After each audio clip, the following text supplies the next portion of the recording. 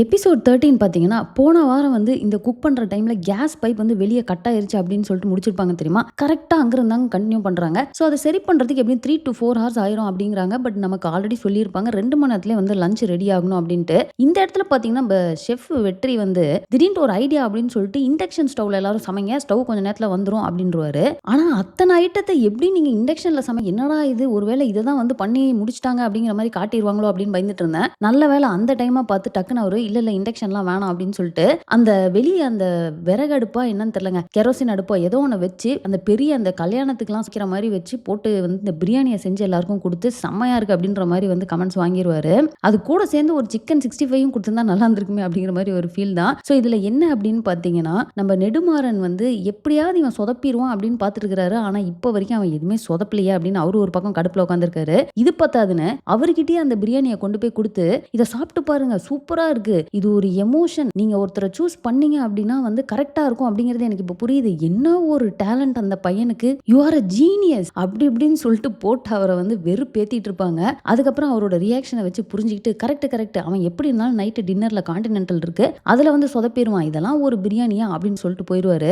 Expect பண்ண மாதிரியே பாத்தீங்கன்னா வெளில போயிட்டு கதவை சாத்தினதுக்கு அப்புறமா நம்ம நெடுமாறன் அப்படியே ஸ்லோவா அந்த பிரியாணியை எடுத்து கிட்ட கொண்டு வந்து ஸ்மெல் பண்ணி பார்த்து செம்மையா கடுப்பாயிருவாரு. இதுல வேற அந்த இடத்துல இந்த பேய் படத்துக்கு வைக்கிற மியூசிக் மாதிரி அந்த லெவல்ல ஒரு மியூசிக்லாம் கொடுத்து அதுக்கேற்ற மாதிரி நம்ம நெடுமாறனோட ரியாக்ஷன் அப்படின்னு சொல்லிட்டு அந்த சீனே ஒரு மாதிரி பயங்கரமா இருக்கும். நம்ம வெற்றி பார்த்தீங்கன்னு வச்சுக்கோங்களேன், அவங்க வீட்டில் அவங்க அம்மாக்கெல்லாம் வந்து கால் பண்ணிட்டு வீடியோ கால் பண்ணிட்டு அவர் வந்து இங்கே குக் பண்ணுறது, அவர் ஷெஃப் அந்த யூனிஃபார்ம் போட்டிருக்கிறதெல்லாம் வந்து காட்டிட்டு பயங்கர ஹாப்பியாக வந்து அவர் பேசிக்கிட்டு இருப்பாரு. அண்ட் நீங்கள் அங்கே நோட் பண்ணீங்கன்னு வச்சுக்கோங்களேன், நம்ம ஐஷு வந்து தூரத்துல இருந்து அதை பார்த்து அவங்க ஸ்மைல் பண்ணி அதை வந்து ரசிச்சுக்கிட்டு இருப்பாங்க. ஸோ ஆல்ரெடி வந்து நம்ம ஐஷுக்கு வெற்றி மேலே லைட்டாக அந்த ஃபீலிங் ஸ்டார்ட் ஆயிடுச்சு அப்படிங்கிறது ரொம்ப கிளியராக கிராஜுவலாக நம்ம காட்டிட்டு இருக்காங்க.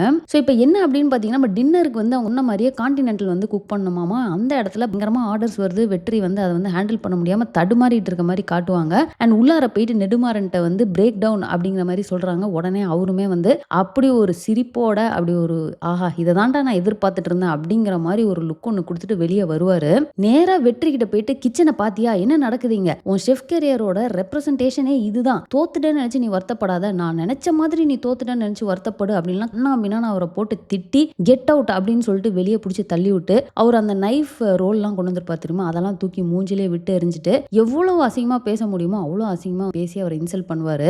அண்ட் உள்ளேயும் பாத்தீங்கன்னா இருக்கிற எல்லா ஷெஃப்ஸ் கிட்டயும் வந்து அது எப்படி ஒரு டிஷ் நல்லா சமைச்சிட்டா உடனே நல்லா பெரிய ஷெஃபா, அப்படிலாம் ஷெஃப் ஆயிட முடியாது, அதுக்கு வந்து எஜுகேஷன் எக்ஸ்பீரியன்ஸ்னு எல்லாம் தேவை அப்படின்னு சொல்லிட்டு அவர் எந்த அளவுக்கு அப்பாடா இது நடந்துருச்சுடா அப்படி மாதிரி அவர் பேசினார் அப்படிங்கிறது அவர் ஃபேஸ்லேயே வந்து தெரியும். ஒருவேளை வெற்றி இதை நல்லா பண்ணியிருந்தார் அப்படின்னா இவர் என்ன பண்ணியிருப்பாருன்னே தெரியல. ஏன்னா அந்த அளவுக்கு காலையில இருந்து இதுக்காக வெயிட் பண்ணிட்டு உட்கார்ந்துருப்பாரு போல.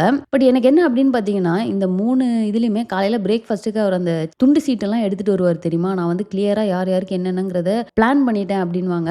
ஆனா அதுக்கு முன்னாடி வீக்கும் பாத்தீங்கன்னா வெற்றி பயங்கரமா பிராக்டிஸ் பண்ணிட்டு இருப்பாரு. எல்லா டிஷ்ஷஸையும் மெனுல இருந்து ரெசிபில இருந்து எல்லாமே வந்து அவர் ஃபுல் பிளான்டா இருப்பாரு. லஞ்சுக்கு கேஸ் சொதப்பிருச்சு. ஸோ அவர் மெனு படி போகல. பட் இருந்தாலும் ஒரு சிங்கிள் டிஷ் அதாவது பிரியாணியை பண்ணி கொடுத்து அசத்திட்டாரு. ஸோ டின்னருக்கு மட்டும் அந்த கான்டினென்டல்னு வரப்போ எப்படி அவர் வந்து சுத்தமா ஹேண்டிலே பண்ண முடியாத மாதிரி காட்டு அப்படிங்கிறது தெரியல. ஏன்னா அவரை காட்டின வரைக்கும் ஏதோ ஒரு சுச்சுவேஷனா எதாவது பண்ணி அவர் எஸ்கேப் ஆயிடுறாரு அப்படி காட்டுறாங்க. லஞ்சுக்கும் கண்டிப்பா மெனு இருந்திருக்கும், ஸ்டார்டர்ஸ் அப்படின்றத அவங்களே சொன்னாங்க. ஆனா எதுவுமே இல்லாம வெறும் பிரியாணி எடுத்திருப்பாங்க.